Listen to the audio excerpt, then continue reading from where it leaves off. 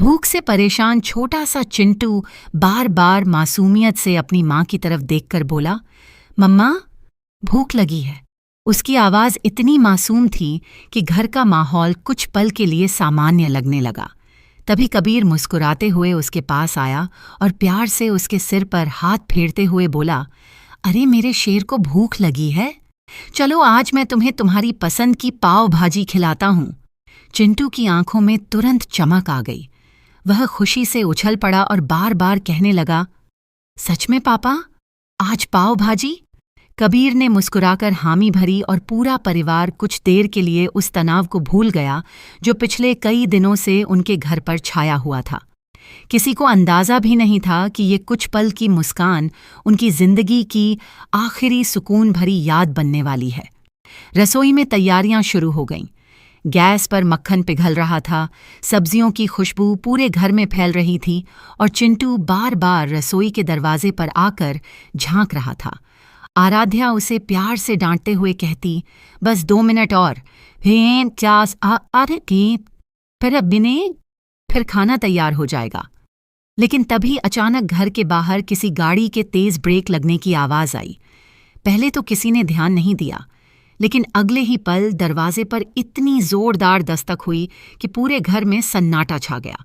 कबीर ने दरवाज़ा खोला तो सामने पुलिस की टीम खड़ी थी। उनके चेहरों पर सख्ती साफ दिखाई दे रही थी। घर का माहौल एक ही पल में बदल चुका था। पुलिस अधिकारी ने बिना समय गंवाए कहा, कबीर जी, हमें आपके खिलाफ शिकायत मिली है, आपको हमारे साथ चलना होगा। यह सुनते ही आराध्या के पैरों तले जमीन खिसक गई। वह तुरंत आगे बढ़ी और कांपती हुई आवाज में बोली, लेकिन आखिर इनका कसूर क्या है? आपने कोई गलती की है? पुलिस अधिकारी ने गंभीर स्वर में जवाब दिया, सारी बातें थाने में होंगी, फिलहाल हमें अपना काम करने दीजिए। इतना सुनते ही चिंटू डर गया। उसने अपने पिता का हाथ कसकर पकड़ लिया और रोते हुए बोला, पापा, आप कहीं मत जाइए, आपने तो कहा था हम साथ में खाना खाएंगे। उस मासूम की आंखों में ऐसा डर था जिसे देखकर वहां मौजूद हर इंसान का दिल पिघल सकता था। लेकिन कानून अपनी प्रक्रिया से चलता है। पुलिसकर्मी कबीर को पकड़कर बाहर ले जाने लगे। कबीर बार बार पीछे मुड़कर अपने बेटे और पत्नी को देख रहा था। उसकी आंखों में बेबसी थी, लेकिन वह खुद को मजबूत दिखाने की कोशिश कर रहा था। आराध्या दौड़कर पुलिस वालों के सामने खड़ी हो गई। उसकी आंखों से लगातार आंसू बह रहे थे। वह हाथ जोड़कर बोली, कृपया इन्हें मत ले जाइए, अगर ये चले गए तो मेरी पूरी जिंदगी बर्बाद हो जाएगी, मेरी दुनिया ही खत्म हो जाएगी। लेकिन किसी ने उसकी एक न सुनी। पुलिस की गाड़ी धीरे धीरे घर से दूर जाने लगी। चिंटू जोर जोर से रोते हुए गाड़ी के पीछे भागने लगा। पापा, पापा, वापस आ जाइए।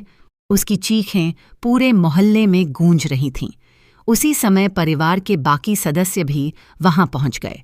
हर किसी के चेहरे पर डर और चिंता साफ दिखाई दे रही थी। तभी एक बुजुर्ग महिला ने कांपती आवाज में कहा, आप लोग समझ क्यों नहीं रहे? यह सिर्फ कबीर की गिरफ्तारी नहीं है, इसके बाद सबसे बड़ी कीमत आराध्या को चुकानी पड़ेगी। अगर कबीर जेल चला गया तो आराध्या का क्या होगा? उसकी पूरी जिंदगी अंधेरे में डूब जाएगी। उसके सपने, उसका परिवार, उसकी खुशियां, सब कुछ खत्म हो जाएगा। दूसरे सदस्य ने भी गंभीर स्वर में कहा, एक बार अगर कबीर पुलिस की गिरफ्त में चला गया तो मामला बहुत लंबा चलेगा। अदालत, तारीखें, गवाह और सजा, इन सब के बीच सबसे ज्यादा टूटेगी आराध्या। उसकी जिंदगी सिर्फ इंतजार बनकर रह जाएगी। वह हर सुबह एक उम्मीद के साथ उठेगी और हर रात टूटे हुए सपनों के साथ सोएगी। इतना सुनते ही आराध्या की आंखों के सामने अपनी पूरी जिंदगी घूम गई।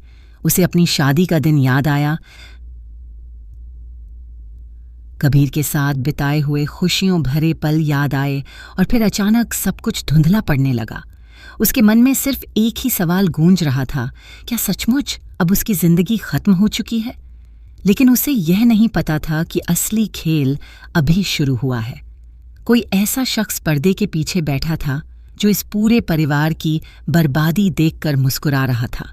उसकी चाल इतनी खतरनाक थी कि आने वाले दिनों में सिर्फ कबीर ही नहीं बल्कि पूरे परिवार की किस्मत बदलने वाली थी।